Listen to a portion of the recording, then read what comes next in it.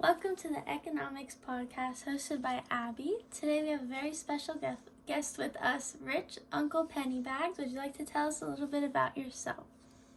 Hello, I'm your loved Monopoly mascot, and I've been dealing with the money since 1934. Alright, to start off, we're going to talk about money. Money is what people use to get goods and services. Money will always keep its value, even if it's years later and you find a dollar bill and it's crinkled, ripped a little bit, it still has a value of $1. Mr. Pennybags, are you familiar with money since you run Monopoly? I am very familiar with the money. Since I manage Monopoly, bankruptcy is no joke. Alright, next up we're going to talk about supply. Supply is how much someone has of something. It's a pretty simple concept. So in Monopoly, how do you manage supply? I have a certain number of properties for sale, so I'm familiar with supplies as well. Alright, next up we're going to talk about demand, it goes hand in hand with supply. Demand is how much consumers want of something, and when something new comes out and people want it, word gets around and other people want it too. This causes demand to rise up. How does demand work in Monopoly? Well, since people want to upgrade their properties, they want to get the same color properties, so demand for certain spots is higher than others. Alright. Next up, line and graphs plays a very important role in economics. These are how supply, demand, price, and quantity are all shown at the same time. Different curves after increase or decrease are all labeled with S or D, and new lines that show increase or decrease are labeled S1, D2, and so on. Do you have any sorts of lines and graphs in Monopoly?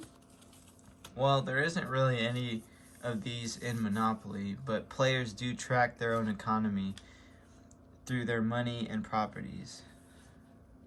Next up, we're going to talk about price, something I already know you're familiar with. When price rises, suppliers typically produce more of a good, and when demand rises, typically the price will go down as well. Price depends on the quality or supply or availability of a product. How does price make sense in Monopoly? When a property is higher in price, it means it has more chance to get back money and causes others to lose a lot more money. Okay, last thing we're going to talk about is, don't know why it's not showing up. Sorry about this. There we go, acronyms. So for demand, there's a very specific acronym. It's called TRIBE. T stands for taste that people have. R stands for related goods that are similar to something that's already being sold. Income is how much each person makes. Buyers is the amount of people wanting to buy something. And expectations are the ideas that people have for products. As well as for supply, their acronym is ROTTEN. R standing for the resource of what they can supply. O standing for other. T standing for taxes and how much a company has to pay extra for something. Technology is how they get out their supply. Expectations are also what consumers think they're going to buy. And the N in ROTTEN stands for the number of how many things that a company can supply. In Monopoly, are there any acronyms? Own it all is our catchphrase, but we don't really have any of these acronyms. All right. Thank you for coming here today, Rich Uncle Pennybags. It's been a pleasure to talk with you.